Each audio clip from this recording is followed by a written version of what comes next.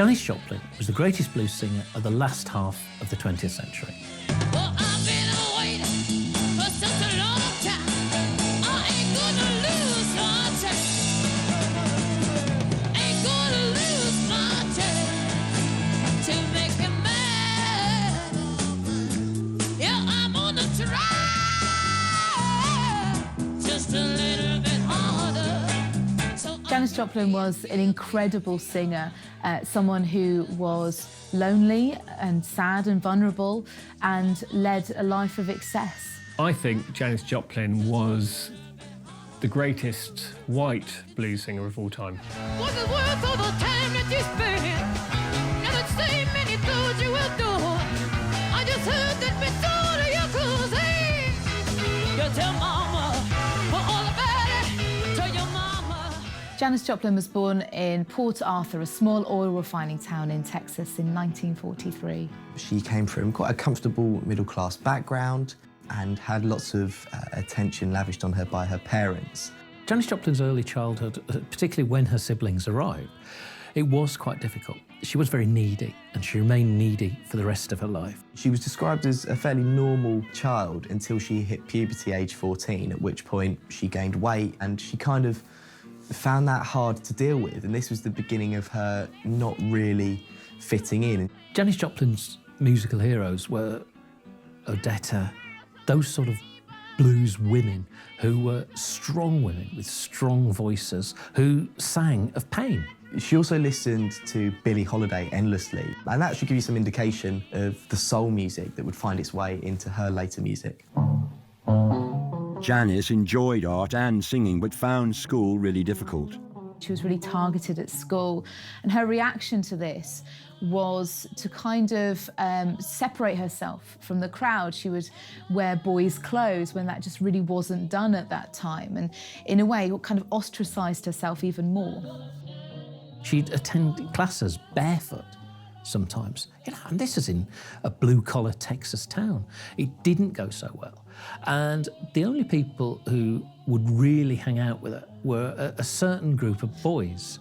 And one of them, an American football player, introduced her to the music of Leadbelly. From there, her life would be very different. July 62, she went to university, and there was a great report in the local newspaper about the girl who dares to be different, and it described Janis Joplin as being somebody who doesn't care what people think of her. She walks barefoot if she wants to. She carries around this auto harp.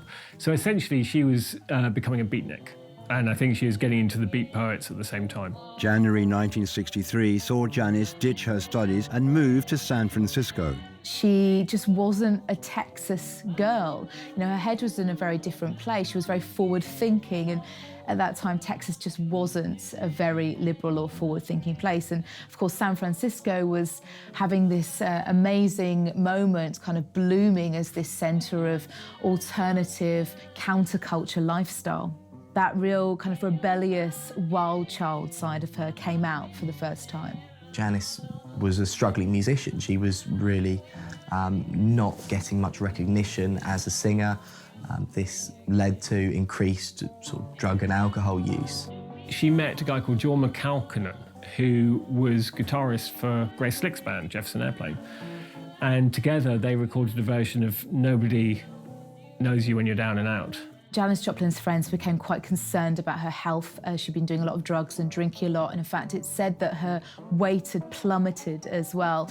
And the story is that they held a bus fare party. Everyone paid a little bit of cash, and she sang, and other people performed, and they got the money together for her to get the bus back to Texas. Perhaps the strangest thing about Janis's year back in Texas was how unstrange she was. She almost went straight. She adopted this rather flashy beehive hairdo. She got a job as a computer programmer. She enrolled as a sociology student. She was trying out the conventional world, so to speak, and it didn't last. She had been injecting speed as well when she was in San Francisco. She gave up drugs, gave up drinking, worked, but then she had enough of that. Janis was recruited to play for Big Brother and the Holding Company in 1966. Everybody's dying, everybody is dying to feel more, feel more, feel more, yeah. Everybody's dancing, singing, and romancing at the feel more, to feel more, feel more. She started off just singing on a few tracks and playing the tambourine, but people liked her as she quickly came to play a much bigger part in the band. Part of the reason for the insistence on this was that she'd had an offer to join Rocky Erickson and the Aliens, and they didn't want to lose her. So she came back, and she had a band ready-made for her. According to Sam Andrew, who's the guitarist, she came in dressed like a little Texan lady and sang in a way that he said was not absolutely brilliant in the way that she later did, but was pretty good. And she didn't give much suggestion that she was intimidated or awed by them. And at the same time, they weren't intimidated by her. She was the girl coming in to help out singing. They certainly weren't thinking of themselves as her potential backing band.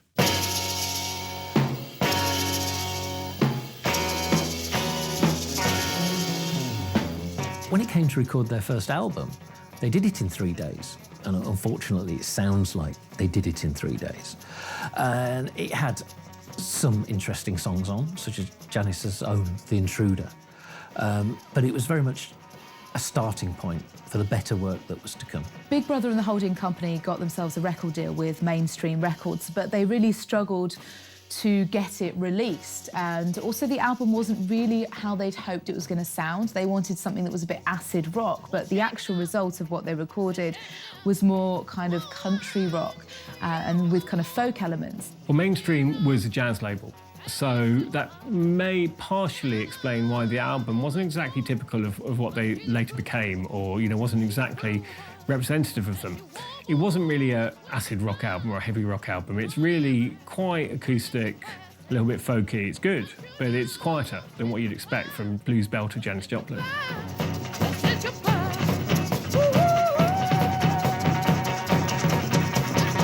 They were touring a lot. They were really building a kind of groundswell of interest in them. And of course, at this time, they played the Monterey Pop Festival, which was the moment that really kind of opened people's eyes to them. And suddenly everyone saw this band and heard this woman singing for the first time. Down by my window, just looking out at the rain. The Monterey Festival was the moment that Janis went into the national consciousness. My window, just looking out at the rain. They'd played quite early in the day on the bill, and the organisers of the festival were so blown away by Janis's performance, they put them on again, so they actually ended up playing twice. And it felt like a ball and shady.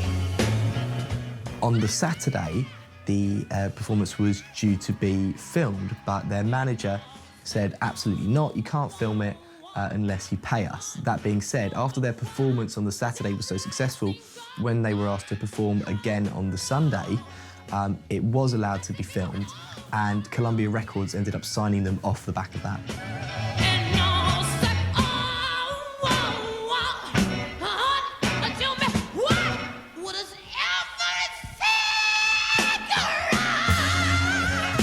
It was just absolutely incredible. It's totally powerful. It's a beautiful, beautiful blues with so much passion and emotion, and backed perfectly by this, you know, heavy rock band.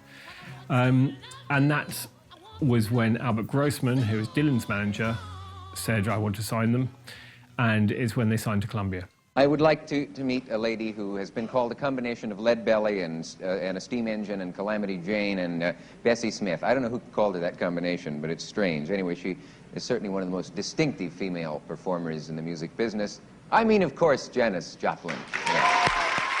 Dick Cavett really enjoyed Janis's company. He called her his little songbird, and she took a bit of umbrage at this at first. Said, "No, I'm just a singer." And that kind of broke the ice between them. And she'd tell him little snippets of her life, things like how she'd never tried to water ski, things such as whenever they sent a limo for her, she'd always insist on sitting in the front of it. And Dick Cavett had her back time after time. They made each other laugh. You can see that they were sort of conversational soulmates. How are your press relations? Do you have any problems with interviews and that kind of stuff?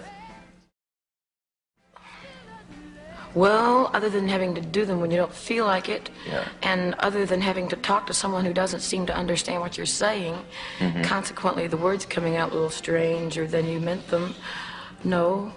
No. Janis later said that he was the only interviewer who didn't ask her to explain herself so she could make these strange pronouncements, and he would let her get away with it.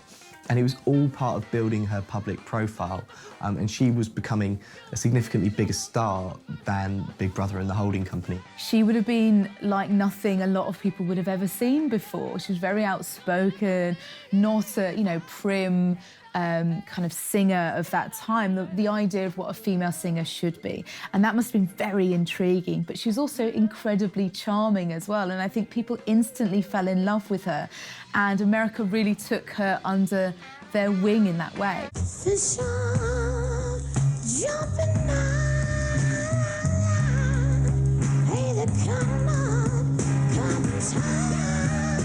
In 1968, Big Brother and the holding company released Cheap Thrills.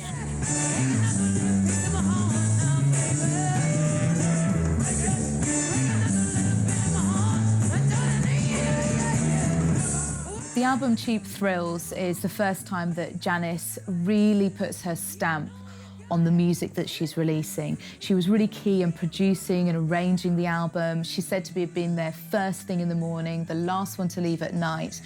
Even though she was kind of struggling with her own demons, she was really focused on making this great album. Cheap Thrills was originally going to be called Sex, Dope and Cheap Thrills, but the record company said, can we just make it Cheap Thrills? So they did, but nonetheless, it is an absolute acid rock classic. It went to #1, it was certified gold, and it sold over 1 million copies after its first month. And it's really the thing that launched Janis Joplin as a solo artist as opposed to with the band. The original cover was of the band naked on a bed in a hotel room, and that was changed to the almost iconic R. Crumb cover that we all know so well today. But this was Janis being properly produced, and it had such songs as Piece of My Heart, which I think would become her signature, and it was a massive success.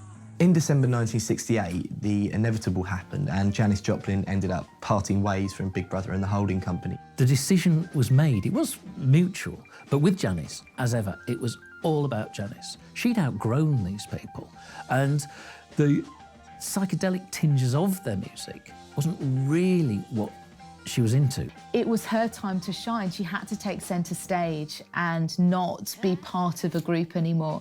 But unfortunately, this also meant that she was on her own and she was lonely. And again, this was something that she reacted to by indulging in drink and drugs. She then formed the Cosmic Blues Band, who was really her band. The musicians were hired, and it was going towards more of a soul sound. The first Cosmic Blues Band album was a bit of a ragbag. It had a Bee Gees song on it, To Love Somebody, and Janis only wrote one full song on her own. This was characterised by the use of horns and was a lot more soulsy.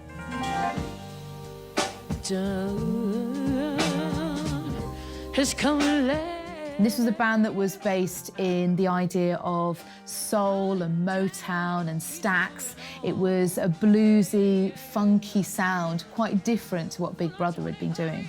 The debut album got mixed reviews. It wasn't as well received as the one before from Big Brother. It did sell really well and it still went gold within 2 months, but unfortunately Janis didn't take criticism well. Those negative comments really affected her. By 1969, Janis's heroin and alcohol use was becoming a really serious concern to her friends.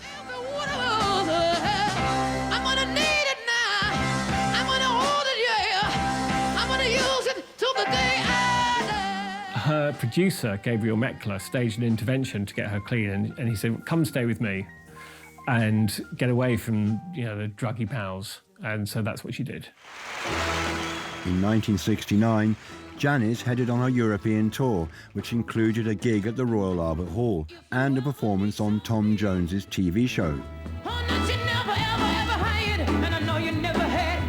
Oh, honey, don't you just sit there crying, or just sit there feeling bad. She had somewhat of a problem with European audiences, and specifically British audiences, and she described them as uptight and not knowing how to get down. And I think maybe that was just the difference in the cultures of the time of how her British audience was compared to the US one. She found that the audience were much, much more staid than she'd ever experienced before, and she didn't like it. So the next time she was on the Dick Cavett show, she was saying, look, they were too uptight for me.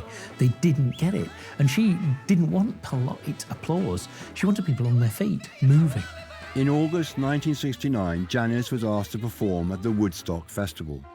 Janis Joplin was asked to play at Woodstock and she agreed, and in fact the promoters basically put her in as a headliner, but Janis didn't really realise how big a deal Woodstock was. When she was on the helicopter and looked down at the huge crowds, and she wanted to go on immediately, but she couldn't. There was a 10-hour wait, and so she did what people with drug problems tend to do, so she took a load of heroin. So by the time she went on stage, she was her voice was cracking, she was addressing the crowd, she wasn't hitting all her notes, and she most certainly wasn't on her best form. Though I've looked everywhere, and I can't find me anybody to love, to feel my soul. She was, I think it's fair to say, totally out of it. And later, she realised this. And although you find some of her performance on the director's cut of the film, she wanted the whole experience exercised from the film and from the collective memory of it. Her last performance with the Cosmic Blues Band was at Madison Square Garden in 1969, which also featured Joni Mitchell and Tina Turner. She gave up drugs, she stopped drinking and actually kind of switched to a much healthier lifestyle for this quite extended holiday in Brazil. She met a guy called David Niehaus, who is working in the Peace Corps, and he didn't take heroin. She fell in love with him, and he wanted her to get away from rock music and get away from all that stuff and travel the world with him. He didn't have much idea who Janis Joplin was. He just loved her for herself. And I'm not sure that she'd ever really had that before. On her return to the United States, she started using heroin again, which led to the pair splitting up, and Janis formed her new band, the Full Tilt Boogie Band. Janis's last band were the Full Tilt Boogie Band, and this was the first band that she'd put together herself.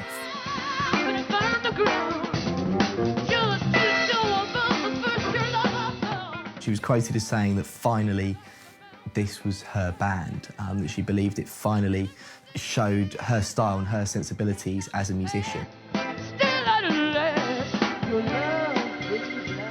And it said that at this time she was seemingly very happy. She was starting to really settle and focus into her work. She wasn't taking as many drugs, although she was said to have increased her drinking.